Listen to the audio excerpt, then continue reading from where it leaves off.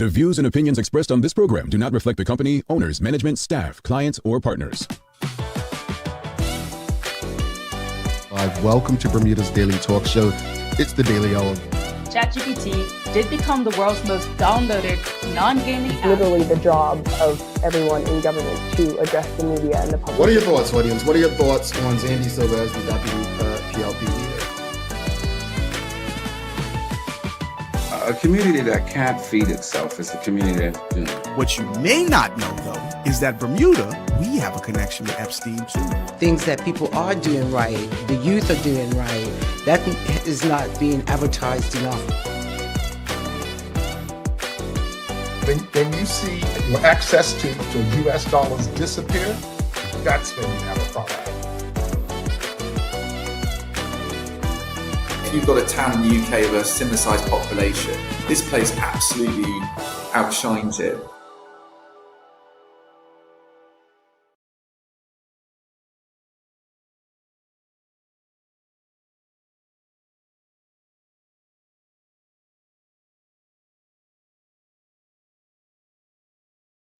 It's Wednesday, the 6th day of May 2026. Welcome to Bermuda's Daily Talk Show. This is the Daily Hour brought to you by the BAC Group of Companies, HSBC Bermuda, Medical House Lindos, People's Pharmacy, and big love to Hot 107.5, ensuring that we can pump through the radio airwaves with these most important community conversations. I'm Jamel Hartman. Happy hump day, happy happy middle of the traditional work week, I should say. Hopefully everyone is having a good week so far. Hopefully you're accomplishing what you set out to accomplish. We've got a lot to get through this morning. So greetings, everyone, and thanks for making us part of your daily routine. A good one today as we welcome Remy Coddington on. We're going to be discussing, they've got a lot going on. Him and his buddies, former academy professionals in the UK, and they have a new academy, like a new program, the Trevo Academy, that they're looking to give back and help youngsters on their path. And it reminds me, because when I was young, we had the Go to Bascom Go to Clinic. We had that when I was young, where Sean Goda and David Bascom would return to Bermuda during the summer and do a thing. So I don't know if any professional footballers, I don't know if Nicky Wells or anyone does that, but I'm pretty impressed having read these guys' websites, seeing an article in the newspaper. So really looking forward to the conversation with Remy this morning. The Daily Play is going to be entertainment. Yeah, it's entertainment today. Yeah, it's Wednesday. We're going to be doing entertainment today. So put your thinking caps on. It's either going to be music or movies or something to that effect, TV maybe. The Daily Play, yes, you want to make sure you get it right. So stay tuned to the end. Again, keys to the past. We gave a clue in partnership with Curve. Every Monday, we'll be asking a question. And pretty much, if you don't get the answer, we'll keep giving you that same question. But someone got the answer. And I said yesterday I was going to give you the answer. The clue and answer led to the rubber tree. So it was the rubber tree. That's where the key was. All right. If you were tuned in and rocking with us. All right, folks, don't forget to subscribe on our website. Follow us on all of our social media channels to stay up to date with all that we have going on. Help us grow beyond the mic as we do our part to continue to improve our community. Real quickly, before I get into the monologue or anything, I just want to ask the audience. First, Claire Warner says, good morning, Jamel. Good morning, Bermuda. Good morning, Claire Warner. Dr. Anthony Richardson says, happy Democracy in Motion Day. Did advance voting by post for consul elections in London. You know, I really have to learn more about how the UK elections work. I know absolutely nothing about UK politics. I don't. So I'm going to, I really have no idea. Consul, like, that doesn't mean it's a general election in the UK, right? Help me understand. All right. James Burgess says, good morning to the Daily Hour family. All right. Morning to you, James Burgess. All right. Let's get to it. So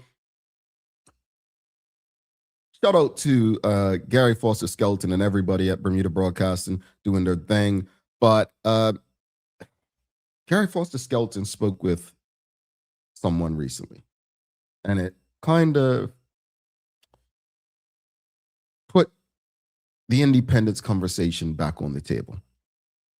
And this time, a voice from the outside has entered the discussion. The U.S. ambassador to the United Kingdom advising Bermuda to be cautious about pursuing independence. Now, you may say, well, what was his reasoning?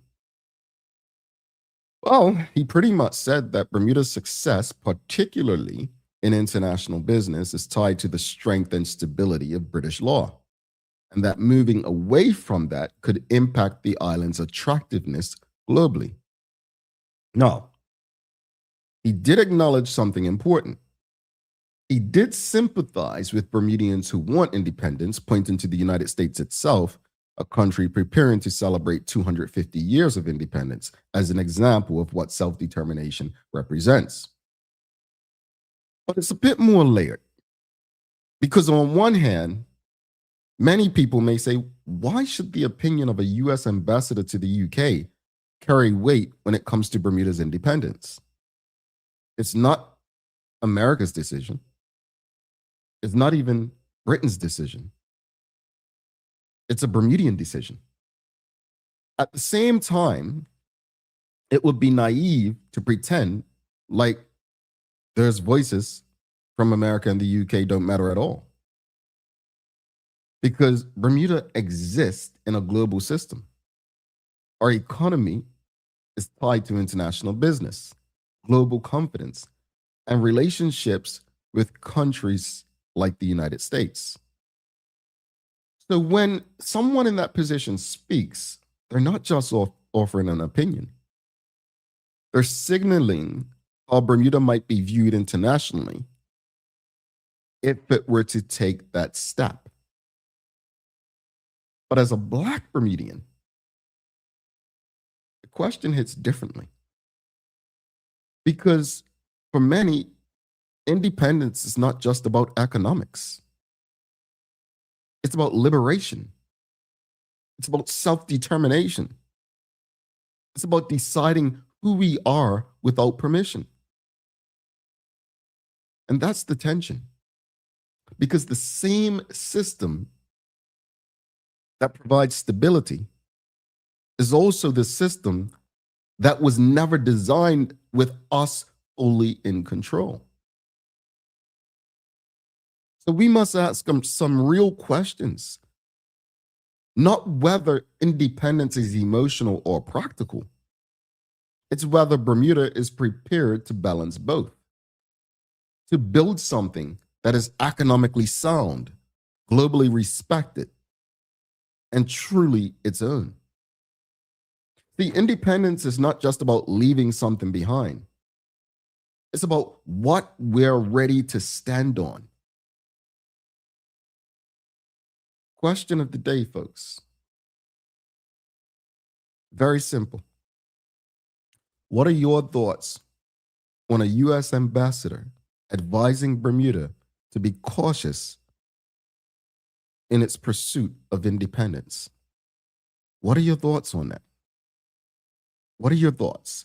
I'll let you all think on that for a minute, and we will take a short break. Think on it. People's ACW, located at King Edward VII Memorial Hospital, carries over-the-counter medicines, toys, cards, and even toiletries. Our knowledgeable staff are there whether you're at emergency, visiting family, or a member of BHB staff, to show you our best even when you're feeling your worst. People's ACW, we're here for you.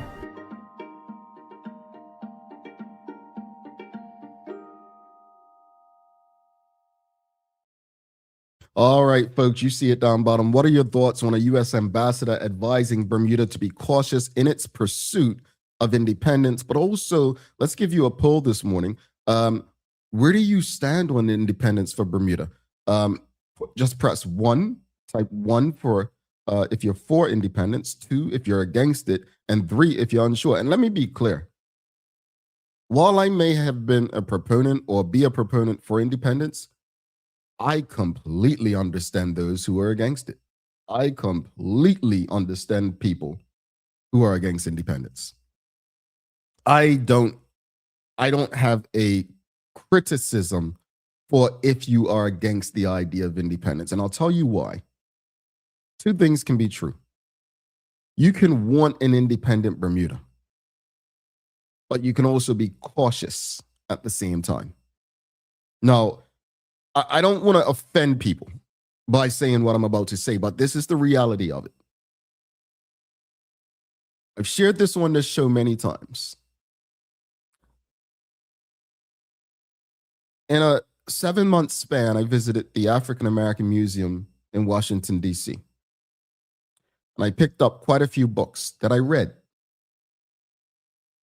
And in reading these books, I was an adult, 30 plus. I did not understand the magnitude of enslaved Black people who did not want slavery to end. And this is not a criticism of those people. Let me be very clear. But the same questions that people have today, the questions that many enslaved Black people had back then. What am I talking about? Many of them asked questions like, well, where will we sleep? How will we earn money? At least we have room and board here. At least we get fed here. They were afraid of what was on the other side. It's like when people used to say, well, if there's no conscription, what will we have? Liberation and freedom is the option. And the same way our ancestors figured it out, they created things, they built things. That's what we'll have to do. And I'm okay with people saying no to independence. It's a personal decision. And you have your reason. This is not a criticism. What I'm saying is I completely understand why people would be against independence. I do. It would be unfair for me to sit here and criticize someone who's for, against, or unsure. That's not what we're going to do here. What we will do is have a discussion about, our thoughts on a U.S. ambassador to the UK advising Bermudians to be cautious. Do you think outside opinions matter? His country is independent, celebrating 250 years this year. Why should we not be independent? So what are your thoughts on that? And again, folks, if you're doing the survey, if you're doing the poll, you cannot type the number and then write something else. You have to just type the number, please. So it's either 1 for independence, 2 against independence, or 3 unsure. Let's go to the comments, see what you all have to say. Suzanne Ingham says, I wonder what the motive is for saying that on independence. Well, in fairness, he had a sit down with Gary Foster Skelton at Bermuda Broadcasting, and he was asked, right? And I don't think it was in malice. I think he was asked a question, and he sympathized with Bermudians who want it based on the United States celebrating 250 years, but he was also saying Bermuda needs to be cautious in its pursuit because of the relationships it has. Now, I can take this a bit deeper. Are you saying that a majority Black country like Bermuda could not do great on its own without the UK? We can read into this in so many ways. Miss Ellen Kate Horton says, we don't need any advice from the United States. Well,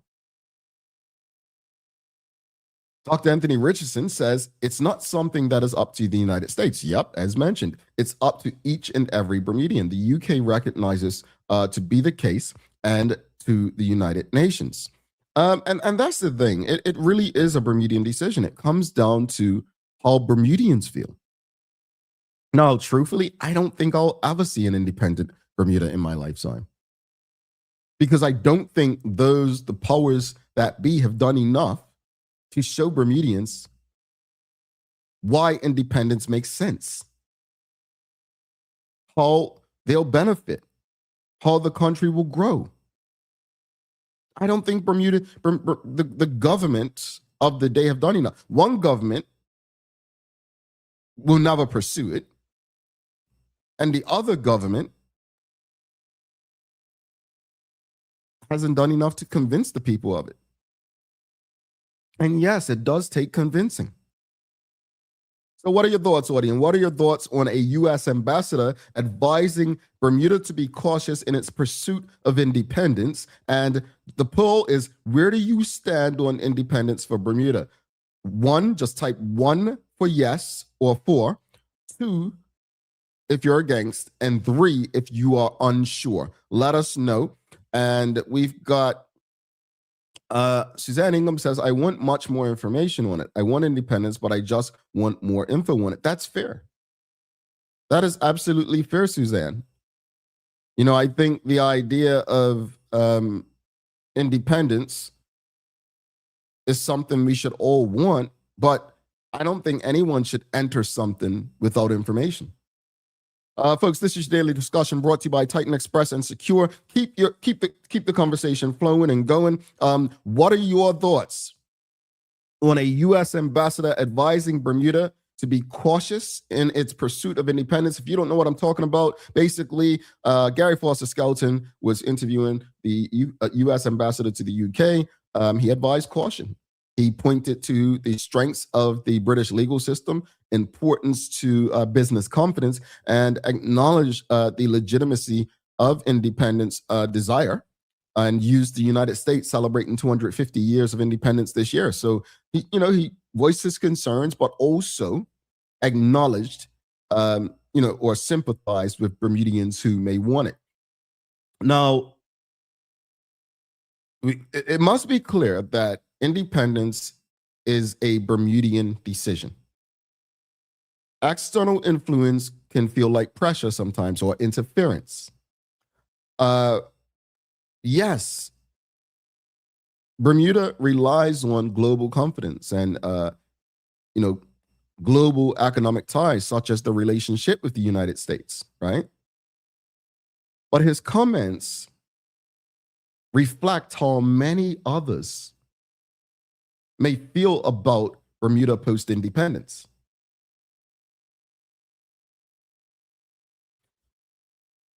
Independence as liberation is interesting because though the governor has to sign off on anything that the government does, we are still self-governed in some respect. But I think the idea is being able to govern ourselves without getting signed off by His Majesty's representative.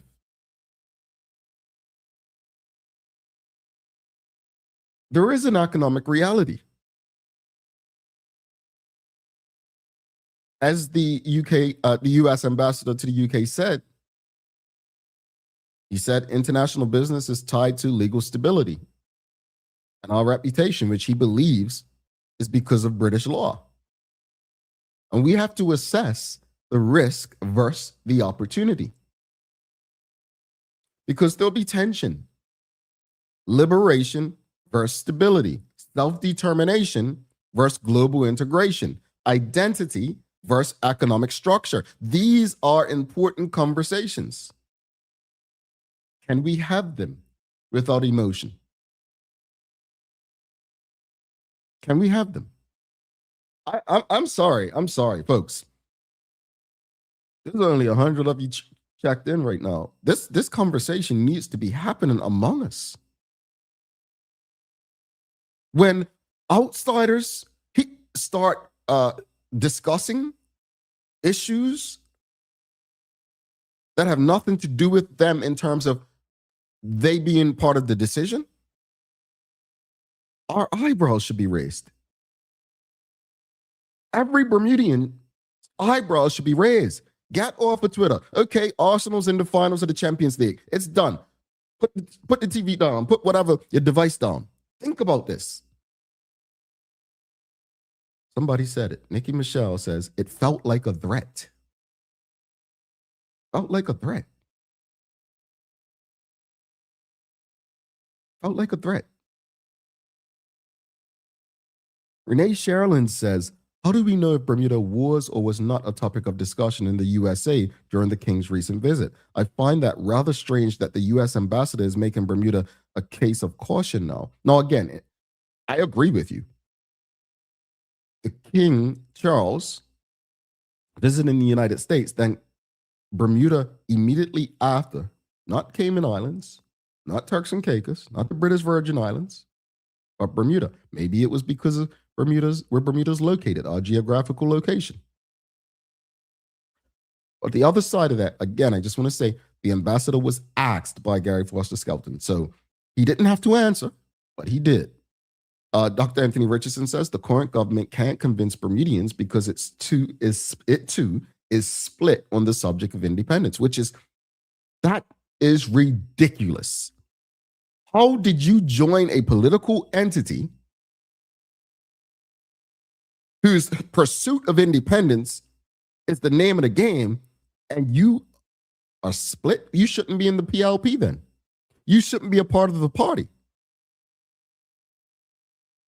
I'm just saying, maybe I'm different. Maybe I'm different. Folks, this is your daily discussion brought to you by Titan Express and Secure. Charles H. Jeffers II, he says, I believe many of us are unaware of what independence could look like. What we need is structured conversations that lays out the pros and cons. The government has done nothing since the 05 BIC report. That's the Bermuda Independence Commission, folks. Acronyms, man, acronyms. All right, so I appreciate what Charles has said. I do. I really do. But Charles, I disagree.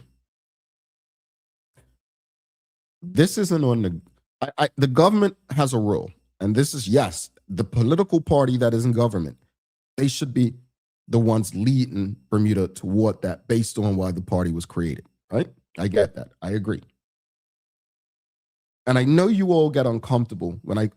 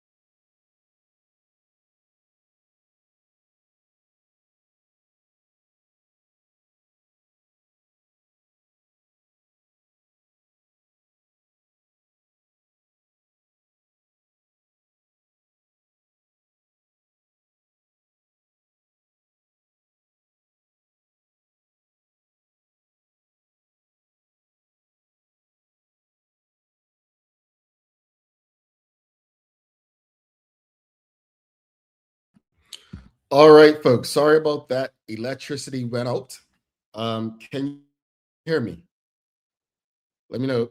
Sorry about that. Electricity went out, and I am back. But if you can hear me, just give me a clue. But electricity was knocked out just now. So apologies for that. I was saying, I remember what I said. No, you're thank you for rocking with us, because everyone's saying there's that means you were paying attention. You're frozen, Jamal, says Suzanne Ingham. Dr. Anthony Richardson said video is frozen. Anyone else get frozen screen? You're frozen, you're frozen. So here's what we do. Back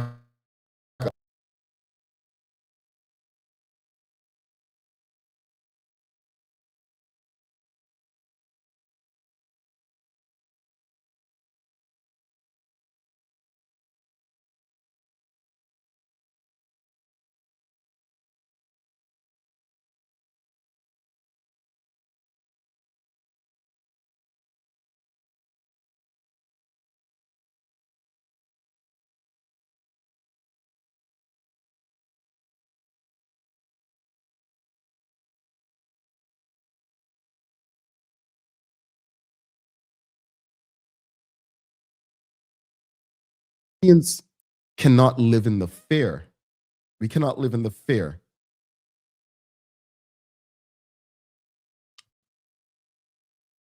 Oh, no audio. Can you hear me now? Testing, testing. Can you hear me now? Can you hear me now? No?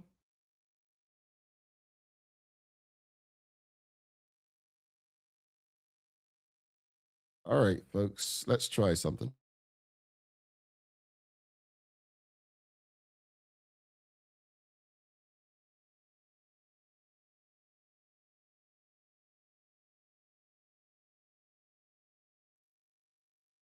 All right, folks, let's do this. All right, here we are. We're back. I just changed from the hotspot back to the internet. All right, so we are back. My apologies, technical difficulties. Hopefully you all can hear me now. Thank you so much for rocking with us. Lights went out, stormy weather. What can we say? But I was responding to Charles, and I said that I agree with Charles that the PLP has a role to play, but I don't put it all on the Bermuda Progressive Labour Party. I think that we as Bermudians have a role to play in this, and we cannot allow the fear of not knowing what it could or would look like to dictate or determine things when we have the opportunity to pursue things. Again, the example I used earlier, I'm not surprised based on, and I don't say this to be offensive, I don't, but I'm not surprised how many Black people did not want to leave the plantation during slavery based on the actions of Black people, specifically in Bermuda today. And so, no, I don't agree that not knowing what's on the other side should keep us from pursuing it. We're smart enough to figure it out. Ms. Allen Kate Horton said the founding fathers are turning over in their graves. This was a decision of the founding fathers, speaking of the PLP and independence. We've got, let's go back to the comments. Well, let's go to we've got the poll. So we did ask, where do you stand on independence for Bermuda? And 67% said for, 17% against, 17% unsure. Interesting. Michael Daniels says, I would like to see the people of Bermuda become more unified in their support of each other. He says, I would like to see the people of Bermuda become more unified in their support of each other. All right, folks. I think independence will always be that topic. I don't think there's a right or wrong answer. I think when it comes to independence, it's a personal decision. But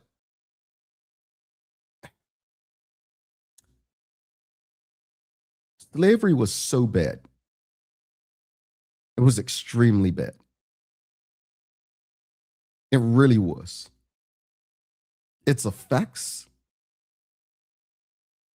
are still around today in systems that many of us are fighting to control and be part of. It's important. It's important for us to understand this one fact. So Ms. Allen Kate Horton said it, as Harriet Tubman said, she would have saved more slaves if they knew they were slaves. And again, a lot of people are comfortable. They are comfortable. Trying to take someone to a space where they're uncomfortable isn't easy. Let's show Titan Express and secure some love. And then we'll go to Teo, who's got a really, really interesting something you should know this week. Wonder what he's talking about.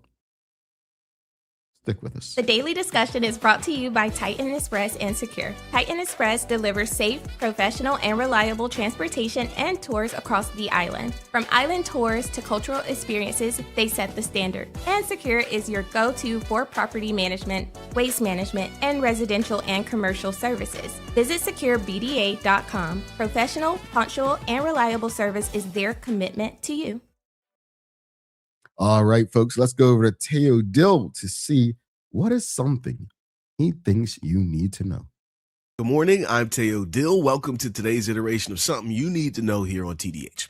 Now, one of the most important stories in the world right now did not happen on a battlefield, in a courtroom, or even on social media. It happened quietly at an international summit in Colombia. This week, representatives from nearly 60 countries around the planet gathered for what many analysts are calling the first truly serious global push towards a post-fossil fuel future. But what makes this different is why it's happening. The urgency isn't being driven purely by climate concerns. It's increasingly pushed by geopolitical instability. The ongoing tensions, obviously, surrounding Iran and growing threats to global shipping routes have exposed a major vulnerability in the modern economy. The world's energy system is basically completely dependent on regions and supply chains that can be disrupted really, really quickly. And that's changing the conversation. Instead of asking, how do we reduce emissions over time? Countries are increasingly asking, how quickly can we build energy systems that are more stable, secure, and independent? Now, that is historically significant. Major energy transitions rarely happen because societies simply decide to evolve morally, become like better people thinking more carefully about the future. Rather, they usually happen when the old system becomes less reliable, less profitable, or strategically dangerous. Like coal gave way to oil, horse transport gave way to combustion engines, and now the early stages of another transition may be unfolding in real time. And for us here in Bermuda, this matters way more than people might realize because we're one of the most import-dependent countries on the planet. Fuel prices directly affect electricity costs, food prices, shipping, air travel, construction, just the overall cost of living here at home. So when the global energy system becomes unstable, we feel the impact quickly. Now, let me be clear. None of this means that fossil fuels are going to disappear tomorrow. The world still overwhelmingly runs on oil and gas. But what may have changed this week is the psychology surrounding the transition itself, because for years, moving away from fossil fuels was framed as basically an environmental issue. Increasingly, governments are treating it as a national security issue. And historically, think about it, it makes a lot of sense. Once countries begin viewing something through that lens of national security, change tends to accelerate very, very quickly. We must transition away from fossil fuels, not just because it's good for climate, but because it also strengthens our energy independence and our energy security. Among those attending are producers like Canada and Australia, oil giants from Nigeria to Brazil, and vulnerable island states. But major polluters, including China and the United States, are not here. In fact, this may ultimately be remembered as one of those moments that seemed quiet at the time. But years later, people will look back at this summit and realize that is when the world started to move in a completely different direction. So that's today's episode of TDH's Something You Need to Know. I'm Teo Dill. Thank you for listening. And now back to the show. All right. Thanks so much for that, Tay. Appreciate that. Fossil fuels. This is good information, Tay. Good information. All right, folks. Let's get to your days of the year. So we've got National Beverage Day, National Nurses Day, International No Diet Day. That means drop the rules and restrictions around eating and join a movement of no shaming, body shaming, positivity, and health-focused education. Yeah, okay. It's School Nurse Day. It's Global Travel Advisor Day. Yeah, it's World Carnival Plant Day. It's Interpreter Appreciation Day. Big up to Rosalind Famous. Yep, that's our interpreter. And also, it is Skilled Trades Day. Skilled Trades Day. So, but I want to stop on Global Advisor Day. Bermudians are well-traveled. So I want to know from every last person in the audience right now, how do you normally book your trips? Do you use like a travel website like Expedia? Do you use a travel agent? Do you just go to the airlines and hotel websites? How do you book your trips? So I'll go first. In honor of Global Travel Advisor Day, I have used travel advisors if I'm going to somewhere that I've never been and I'm not familiar, and I believe that they can get me on flights that I didn't know I could take. However, if I'm going somewhere where I know, I've been there and it's like my stomping ground, Rhode Island, Bermuda, Florida, like just New York, chances are I'm just going to use the airline website and go to the hotel website because point systems, right? But for the most part, if I'm going somewhere new, I would get myself an Asian advisor. But how do you book your trips? How do you book your trips in 2026? Mark Arthur says airline website. James Burgess says agent. Okay. Ms. Allen Kate Horton says, I use my daughter. What else are children for, right? All right, folks, let's take off a quick break. Don't forget, we've got a very good conversation coming up with Remy Coddington, folks. I love what these young men are doing. So you don't want to miss this conversation. Stick with us. We'll be back in about 3:17. Take a look at our workwear for construction workers and tradesmen. Durable, stretchable in all the right places and plenty of options for tools and accessories. Paired with our wide range of tough and comfortable footwear, you can't go wrong. As you can see, Medical House really is a one-stop shop for everybody. We can't wait to see you. See it all at our new expanded location on Bakery Lane. Discover Drop It, your go-to grocery delivery. Browse and select from a wide range of groceries, from fresh produce to daily essentials. Our friendly drivers deliver fresh groceries to your door fast, saving you time and hassle. With Drop It, you get fresh groceries delivered fast so you can focus on what really matters. Drop It, freshness at your doorstep, delivered to your door with Lindo's. Why go anyplace else? What lasts isn't what you buy, but what it becomes. With the HSBC MasterCard credit card, every spend quietly adds to a story shaped by intention and offers what matters most. Support that meets you where you are. Protection that preserves what you choose. Confidence for the unexpected. Peace of mind wherever your story leads. Start your next chapter. Use your card today. HSBC is licensed to conduct banking and investment business by the Bermuda Monetary Authority. What if the age that really matters isn't the one on your ID? You probably know your chronological age, the number of candles on your last birthday cake. But there's another kind of age that may be even more important, your biological age. This reflects how old your body truly is at the cellular level. It is influenced by your genes, your environment, and the choices you make every day. Two people can both be 40 years old on paper, but one may have the body of a healthy 30-year-old, while the other is biologically closer to 50. The difference? Lifestyle choices on nutrition, sleep, stress, exercise, and exposure to toxins. That means you have some control over your biological clock, and that's exactly what makes it so powerful. Because when it comes to aging, it's not just about living longer, it's about living better. Want to know your predicted biological age today? Download the free Carrier Genetics app and fit in the lifestyle questionnaire.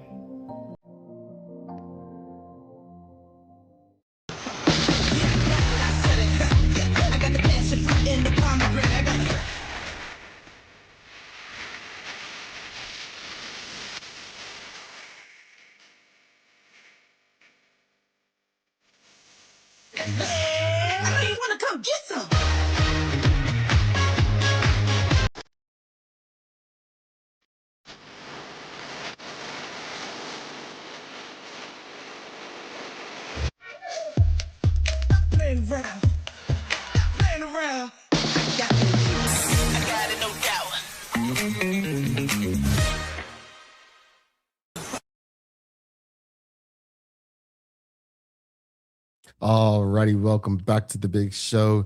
Jamal Hartman here. This is the Daily Hour brought to you by the BAC Group of Companies, HSBC Bermuda, Medical House Linda's, People's Pharmacy, and big love to Hot 107.5 for ensuring that we can pump through the radio airwaves with these most important community conversations. Folks, do not forget to subscribe on our website, thedailyhour.com. Follow us on all of our social media channels to stay up to date with all that we have going on. Help us grow beyond the mic as we do our part to continue to improve our community. And although in honor, of Global Travel Advisor Day, I did ask, how do you all usually book your tickets when traveling? Renee Sherlin says, depends. For myself, I book directly through Expedia. If a group tour, we use Friendly Planet.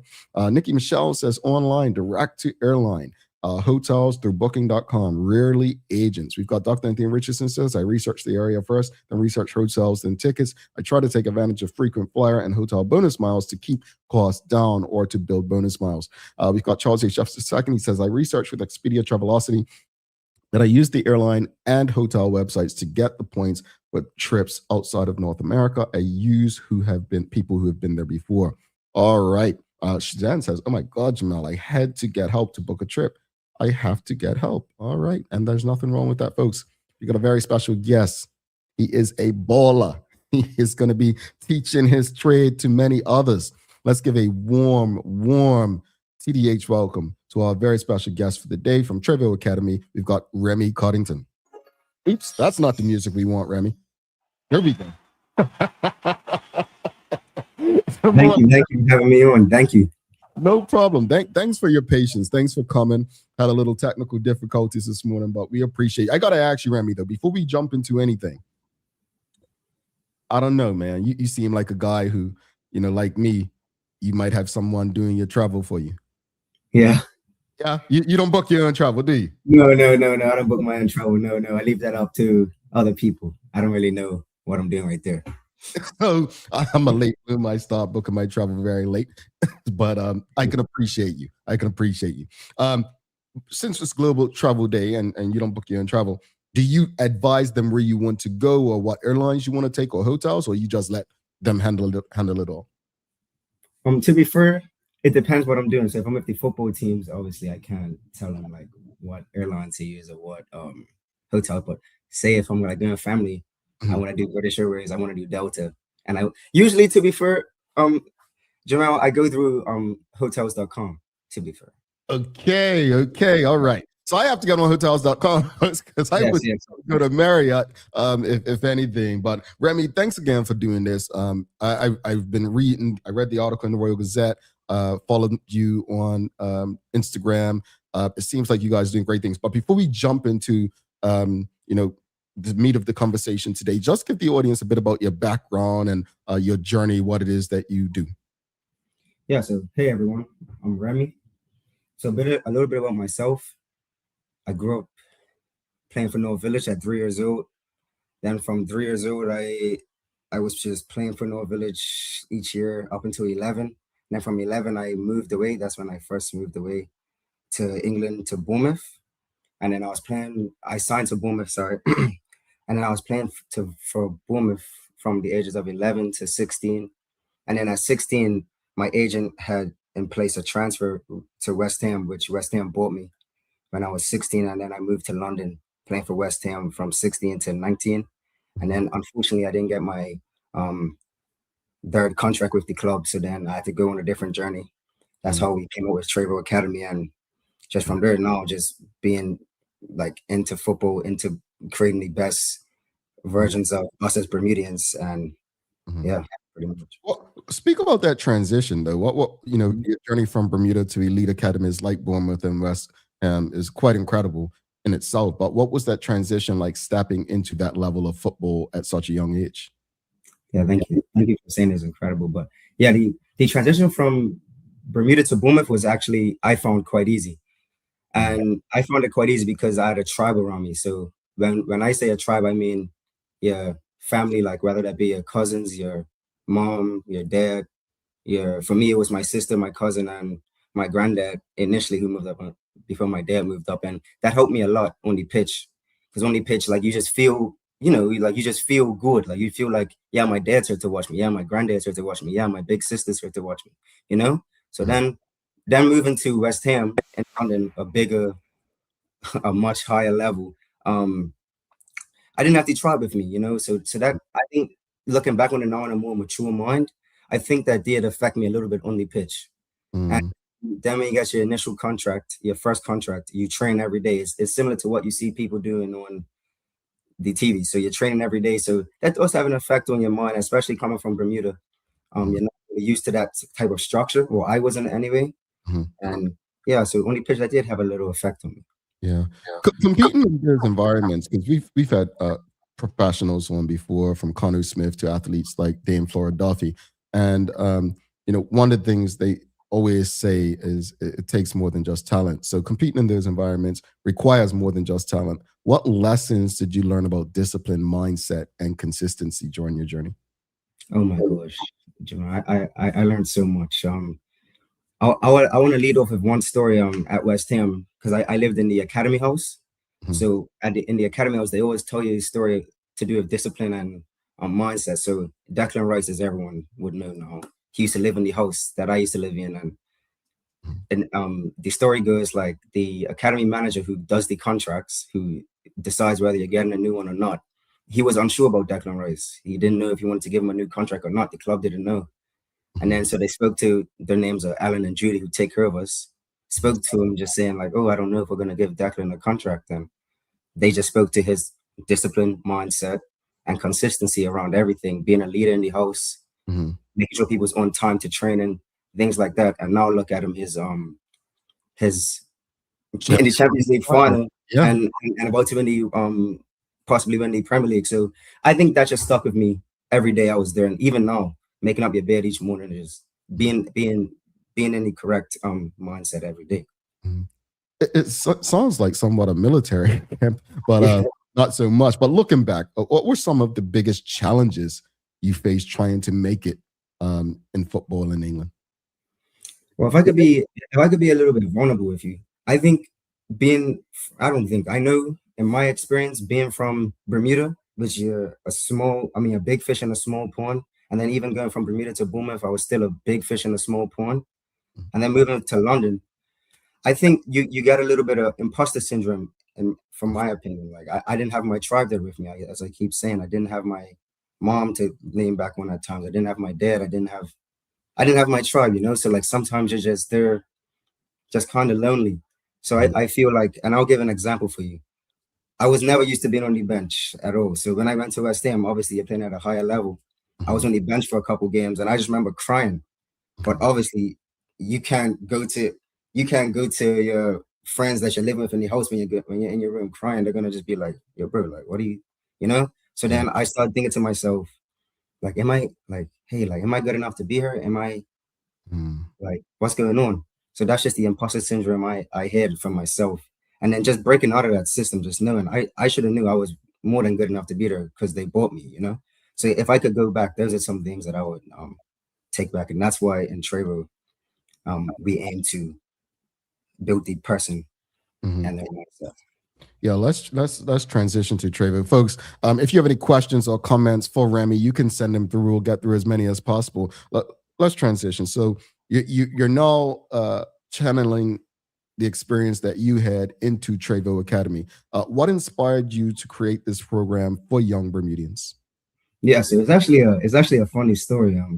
The other two co-founders, Sincere Hall and Johnny Birchall, two other people that had professional contracts like myself. We was just talking about our journeys, as you do. We was just talking about things we should have done better, things we did do well, and we just thought, wait, like, why don't we be different from other things in Bermuda? Just talk to parents and the athletes about what it really takes. So that's really how we're channeling this in. We're showing, like, from lived experience what we think is the best way to move in this academy culture. I remember when Connor Smith came on this show some years ago. He had just been appointed as general manager and coach of Rhode Island FC, which I got to see in person on this past Saturday. And he spoke about, there's talented footballers everywhere. There's talented people everywhere. But it takes so much more than talent, like mindset, discipline, right? Trevo Academy goes beyond football skills. How important is it to teach leadership, the discipline, and personal development alongside the training? Yeah, Jamal, that's a really big thing. I would agree with Connor Smith wholeheartedly. That's why some of our core values are things like discipline, development, respect, and leadership.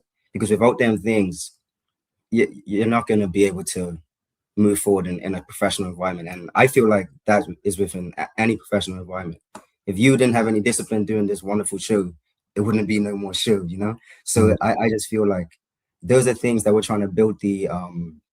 Our mission is to build the individual, not just the player. Because you can have a player. It's been many examples of great talent, but don't make it very far because them as a person is not well-rounded. Yeah. When you look at, when I was young, I had the Go to Bascom clinic I attended. There are numerous people putting on different clinics around the island and camps and so on. What would you say truly separates you from ones of the past and current programs that take place? I just feel what separates us, and those are great things that you guys speak about, but what separates us is our experience. Not like we experienced it firsthand. Like we was experiencing around the professionals that you guys all see on the TV, and we know what it takes for them to make it as far as they did, and for where we just fell short, you know. So I just feel like we're going to bring our own personal lived experiences and give it to the young athletes in Bermuda, and help them, again, believe in themselves, don't have imposter syndrome, believe in yourself. Like it's a reason you're there. Have a growth mindset, and yeah, like really just, I think the biggest thing is belief. Yeah. Let's go to a couple of questions from the audience. We've got Mark Arthur is asking, were you at West Ham the same time as Nathan Trott? Yes, I was. Me and him he's a few years older than me, so I'm 21. I think it's like 24, 25. It's late 20s, later 20s, 27. Yeah. So a couple of times I was playing up. So when I was around 17, I got to train with the under 21s, and around that time he was under 21. So I got to train with him a few times, but he was on loans and stuff, so he wasn't there as much. All right. We've got Charles H. Jeffs II. He's asking, how did it feel being affiliated with West Ham, knowing that a Bermudian Clyde Bass was integral to paving the way for you and other Black players? Wow, that's actually a really, really, really good question. So I was lucky enough so I'll give you a little background to that. I got bought by West Ham during COVID. So obviously in COVID, I was back in Bermuda for a bit, you know? So, and I was lucky enough that Clyde Bass doesn't live too far from me. So I got to speak to him, and he just gave me a little insight about what it's going to be like and things like that. It's just an honor to speak to someone like that. You see his movie out right now is beautiful. So it was just an honor for him to give me some advice, and yeah, it was really good. Indeed. We've got a question from 911 Island Girl asking, if you were in charge of football in Bermuda, what 3 things would you do to ensure quality of the game? Well, that's a really good question. I think I keep speaking about it. I think one of them is if you're talking about from the younger generation, I think you should instill, everyone should have a tribe. Everyone should have people they could speak to, because from my experience, you're not just going to speak to your friends about how you really feel about what just happened to you. You need to have people that you truly trust in. So that's my first one. I think secondly, we have to build like real in-depth training. So like another one, a part of our Trevo curriculum is that we're only doing 20 players each cohort, and it'll be 4 cohorts. So with that's very similar to academy. So academies will only have about 20 kids training at once with 4 coaches.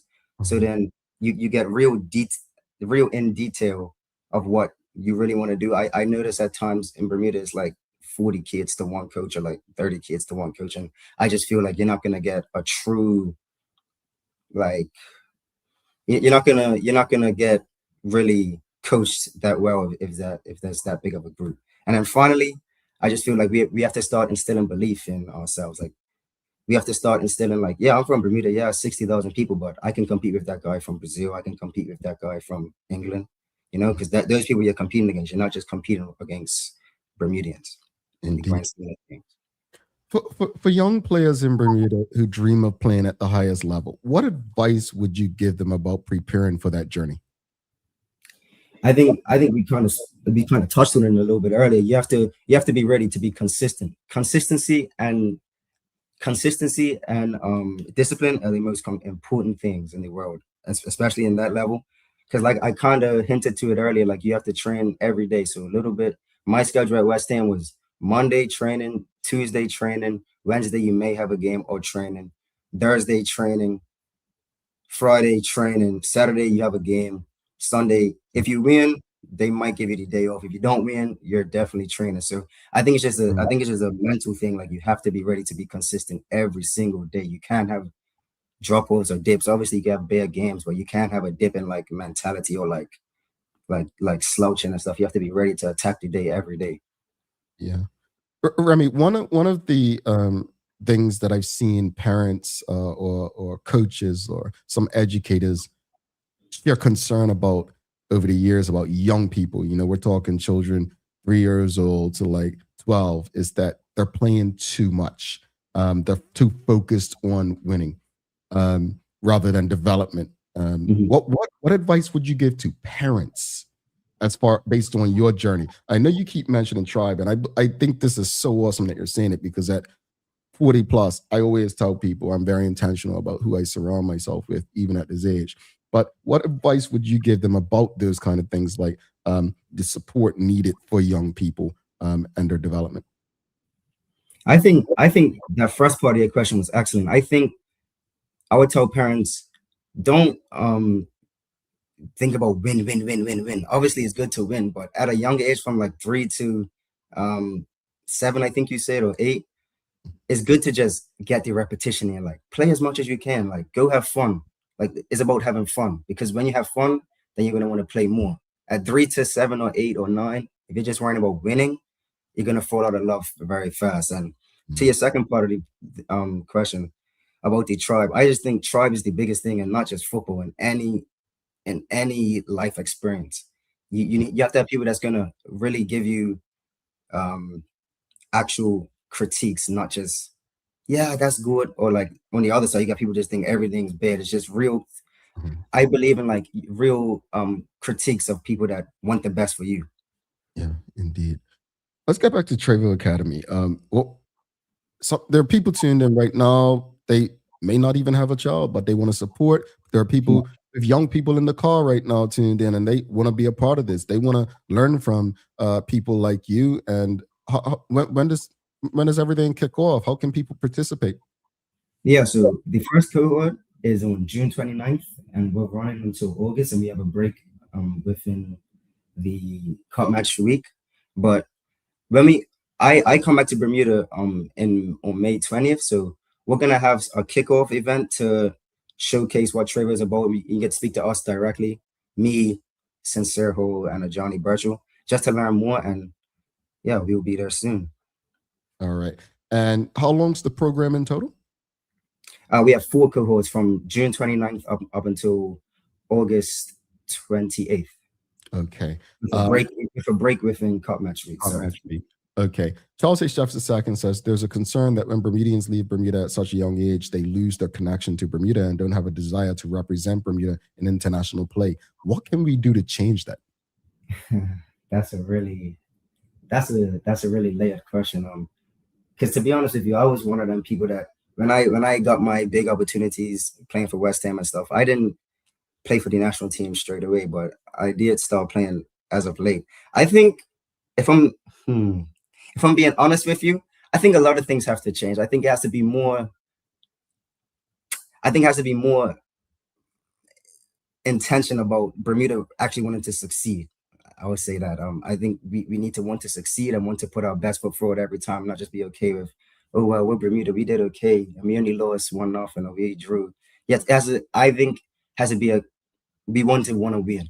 Like I always say in my head, Philadelphia wouldn't go to the Olympics to come second. She wants to come first, and she did come first. You know, so I think is for the footballing part, I think has to be a real connection to winning and like a plan. And then I think just the infrastructure. Yeah. Let's just say it has to be a real. We have to want to succeed. Indeed. What do you hope the end result is from those who participate in Trevo Academy? I really hope the end result is just people believing in themselves more, and whether you trust us to be with your children and move them forward in the process will be great. But we just want to be a part of people's stories and helping them be the best person they can be. Because not everyone's gonna go and do what we did, but everyone can become the best person stemming from being in football.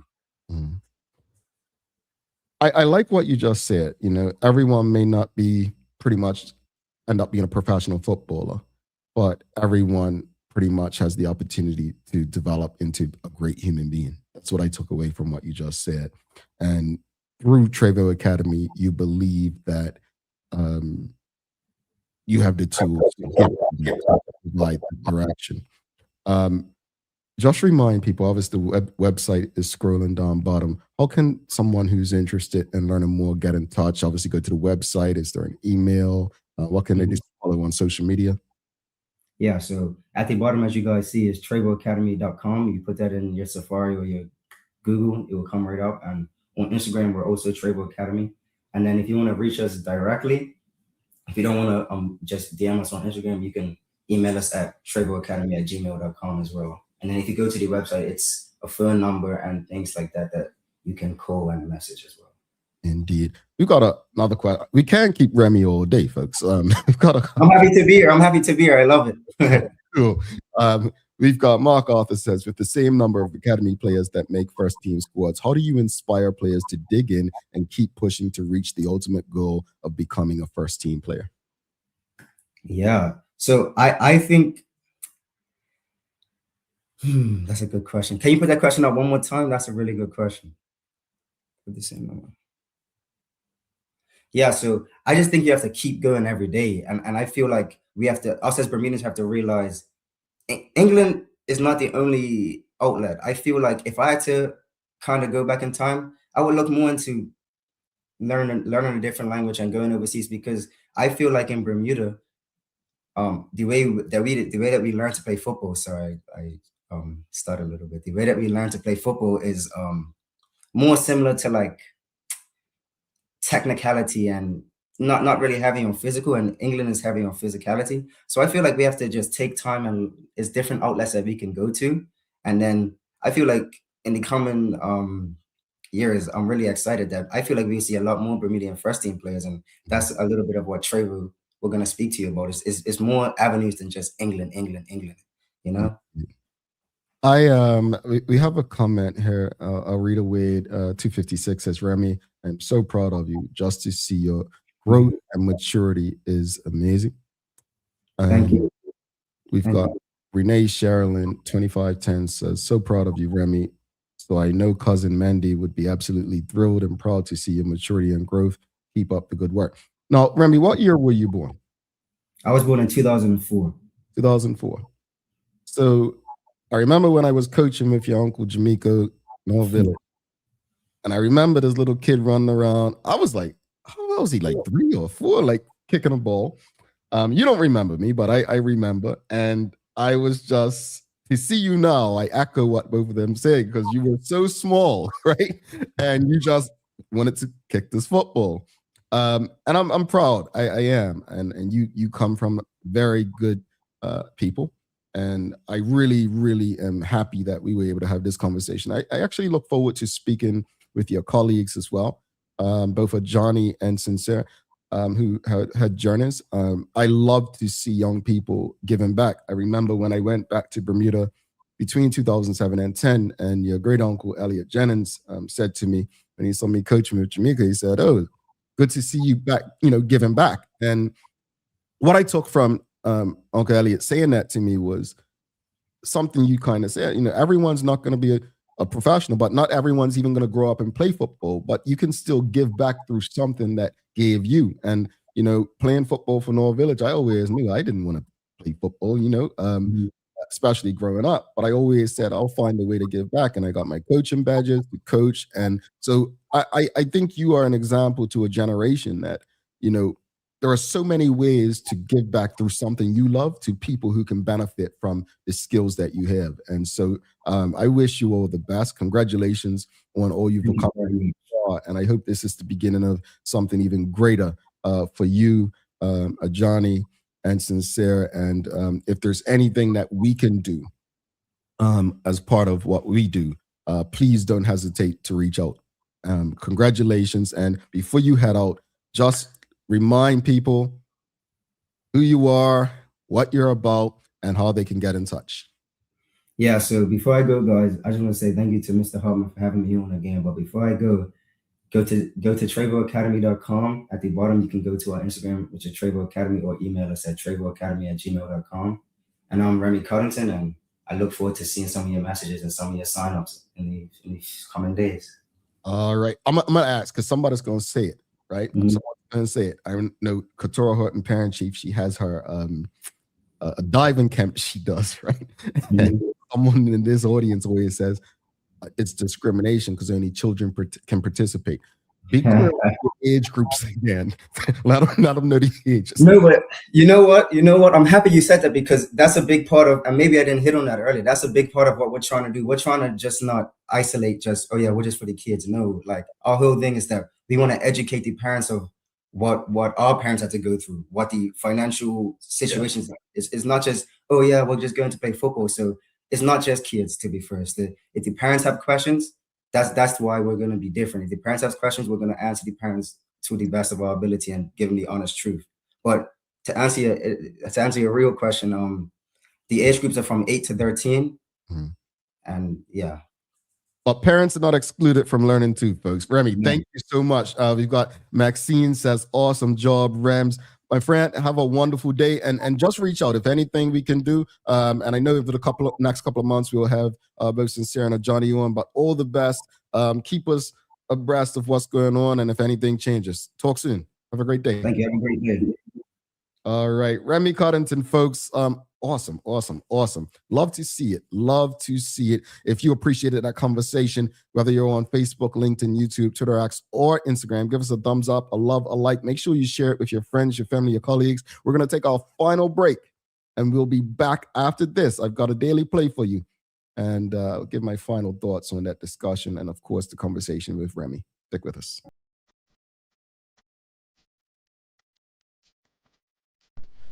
For over 70 years, Bermuda Pest Control has been protecting homes and businesses island-wide.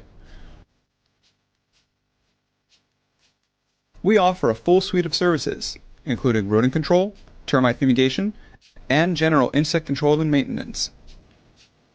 Our team of experts will quickly and efficiently eliminate any pest problem you may have. With Bermuda Pest Control, you can enjoy a pest-free home in no time. We're committed to providing fast, reliable, and solution-driven services for our customers. It's what we've been doing since 1952. Call Bermuda Pest Control today and say goodbye to pests for good.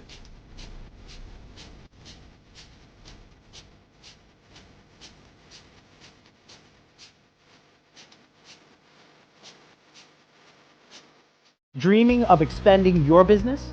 With BDC's Loan Guarantee Program, we support your ambitions. Get up to 75% guarantee on bank or credit union loans up to $300,000.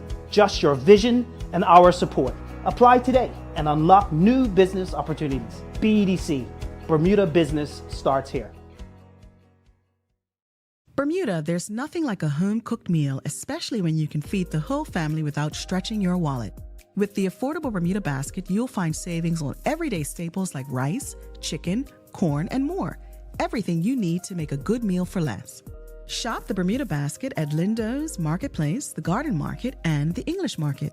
Visit costofliving.gov.bm to see the full list of goods and start planning your meals. This is a message from the Ministry of Home Affairs.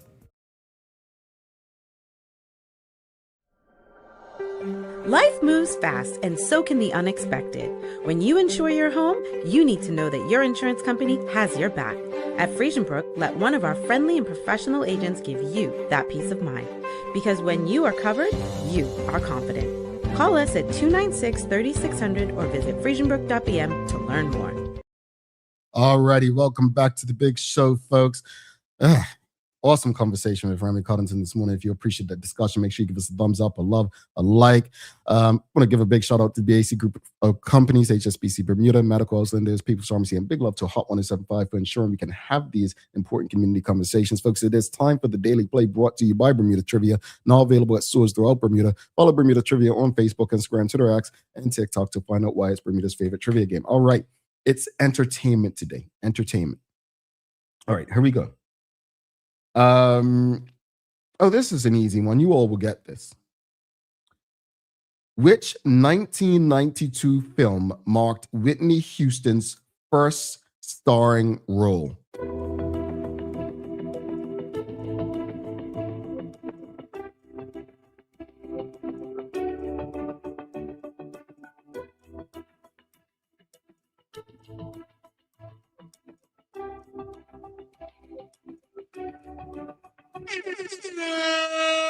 Yes, Karen Edward Simmons popped up.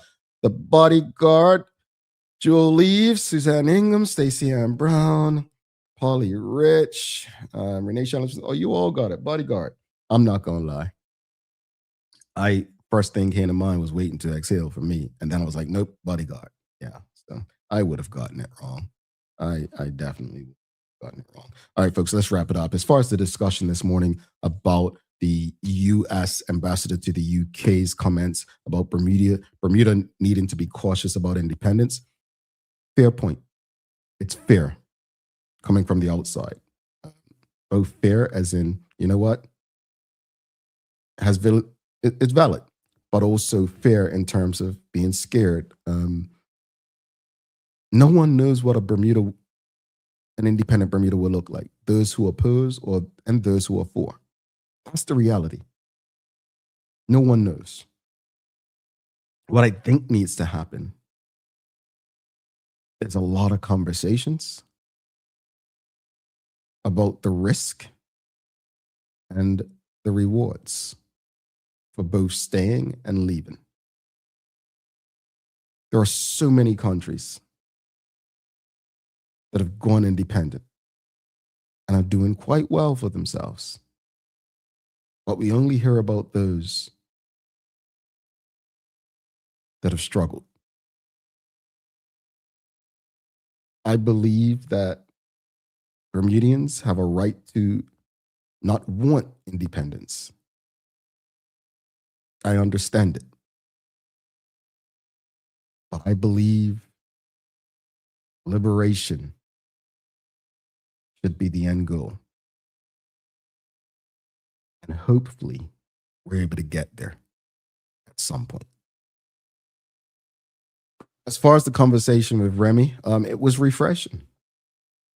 And I say it was refreshing because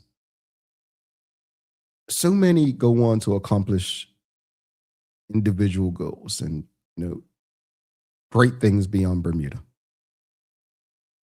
There are people who say when I'm back in Bermuda, oh, why are you here?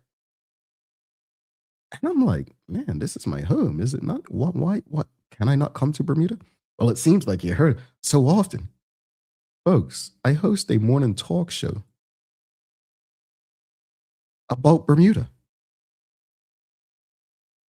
I need to be ingrained in the community. Oh, why don't you just move here? Oh, well, see, at this point, I've lived the majority of my life outside of Bermuda. But why can't I live between both and give back in the process?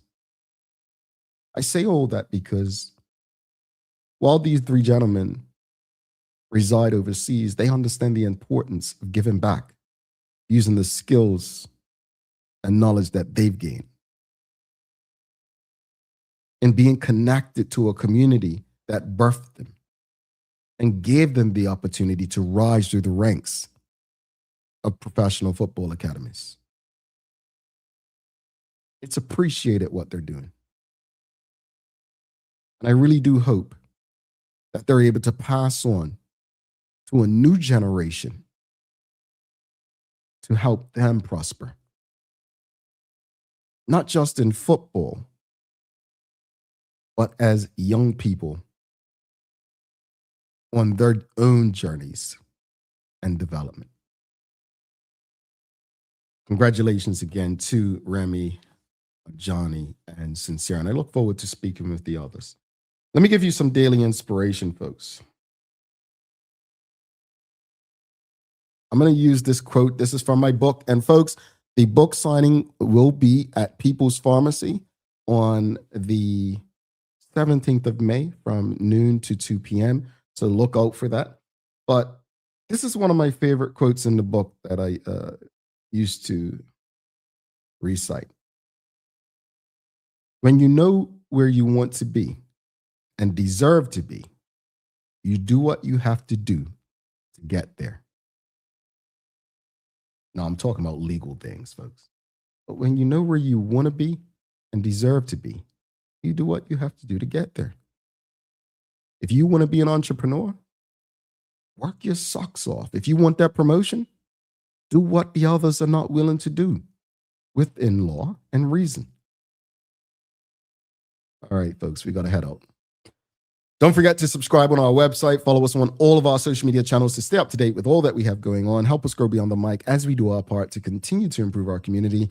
Thanks again to our partners, the BAC Group of Companies, Medical House Lindos, People's Pharmacy, and big love to Hot 1075 for ensuring that we can pump through the radio airwaves with these most important community conversations. As always, we appreciate you, we love you, and we thank you for making us part of your daily routine. If all goes well, we'll be back to do this again with you tomorrow. I'm Jamel Hartman. Please do make it a safe and a great day. We are out. Peace.